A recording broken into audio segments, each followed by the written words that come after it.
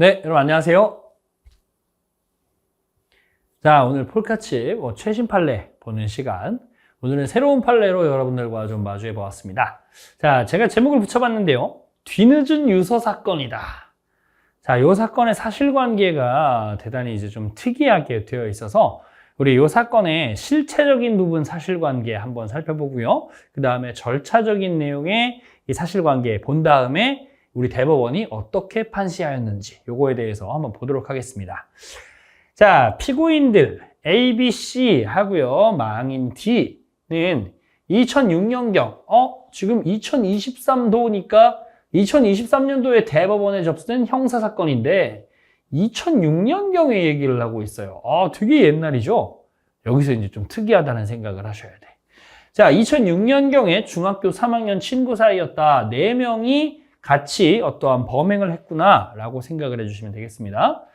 피해자 V는 2006년 당시에 피고인들 학교의 1년 후배였습니다. 이때 피해자 V가 피고인 중에 B라는 이 남자애하고 교제하다가 헤어진 상황이었어요. 그런데 이 피고인들과 D, 망인 D예요. 돌아가신 분. 자, 이 D는 2006년 11월경 피해자를 불러내서 술에 거하게 취하게 만들었대요. 소주를 막 한 병을 원샷하라 그랬더니 원샷을 피해자가 했다는 거예요, 한 병을. 그러면은 이 B하고 다시 만날 수 있게 해주겠다, 이런 식으로 말했더니. 그리고 나서 취한 것 같지 않으니까 한 병을 더 먹게 했대요. 엄청나게 취했겠죠, 피해자가. 자, 그렇게 피해자를 취하게 한 뒤에 새벽에 인근 벤치에서 피해자를 합동 준강간하였다. 합동 준강간이면 뭐예요, 여러분? 여러 명이 현장에서 같이 한거불능 심신상실의 상태에 있는 사람의 그 상태를 이용해가지고 강간을 하였다. 이런 얘기예요. 그랬는데 그게 언제 와서 공소제기가 됐대요? 2021년도에 와서 공소제기가 되었다. 아니, 어떻게 이런 일이 있을 수 있었을까요? 무려 15년의 시차를 두고 공소제기가 이루어졌던 까닭. 2021년도 3월에 망인 D가 자살하면서 작성한 자백 취지의 유서가 발견되었습니다. 그 유서를 보고 이제 변사 사건 같으니까 처음에 나가서 봤는데 유서를 보니까 여기에 가족에게 보내는 거 한 장, 그리고 이 사건 범행을 인정하는 취지의, 반성하는 취지의 한 장의 유서가 발견됐어요. 그래서 그 유서를 토대로 해서 사건을 수사하게 되었던 겁니다. 요 합동 준강간 범행 사실에 대해서요. 자, 그런 다음에 절차적인 부분의 사실관계를 한번 볼게요. 검사는 이 사건 공소사실에 대한 주요 증거로서 유서, 망인 D가 자살하면서 작성한 유서를 제출했습니다. 이 유서에는 무슨 내용이 써 있었냐면 2006년 아까 봤던 그 범행 사실을 자백하고 후회하는 취지의 내용이 기재되어 있었다는 거예요. 자, 근데 피고인들은 아니, 그 유서 어떻게 믿습니까? 저 증거로 사용할 수 없습니다. 증거 사용에 부동의합니다. 라고 공판정에서 얘기를 했고, 그러면 이제 전문법칙의 예외에 관한 311조에서 316조, 그 중에서도 주로 문제되는 건 313조 and 314조의 이야기가 되겠죠. 이 이야기로 증거 사용이 가능하다라고 검사가 이야기를 한 겁니다. 그리고 원심은 유서의 특신 상태, 314조의 적용 요건이 뭡니까, 여러분?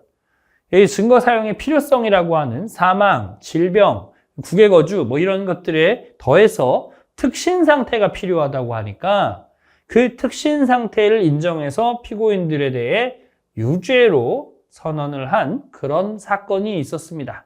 이것에 대해서 우리 대법원은 어떻게 했느냐? 자, 우리 대법원은 요 법리에 대해서는 여러분들 보신 적이 많을 거예요. 되게 기시감이 있는 그런 법리일 겁니다. 자, 여기 특신 상태라고 하는 것의 의미에 대해서 단지 그러할 개연성이 있다는 정도만으로는 부족하다. 합리적 의심의 여지를 배제할 정도. 원래 전문법칙이 뭐예요? 전문 증거는 증거로 사용하지 못한다는 거잖아요. 왜 못 쓰게 합니까? 신용성이 부족하고 반대 신문권이 보장되지 않았다. 이 점에서 증거 사용을 못하게 하는 겁니다. 근데 이 314조의 상황이 되면 합리적 의심의 여지를 배제할 정도 특신 상태라는 것이 있다라고 하면 야, 이거는 구태여 반대 신문을 하지 않더라도 믿을 수 있는 것이다 라고 얘기하고 있는 거예요. 이런 정도가 된다고 해야 이것은 전문 법칙에 대한 예외로 평가할 수 있는 그 특신 상태에 해당된다. 이런 말이죠. 자, 이거 많이 보셨던 법리예요. 근데 이거에 대해서 이 사건을 어떻게 판단했는지를 볼게요. 자, 이 사건 유서가 신빙할 수 있는 상태에서 작성되었을 개연성이 있다고 평가할 여지는 있다. 여러 가지가 되게 자연스럽기는 하다는 거예요.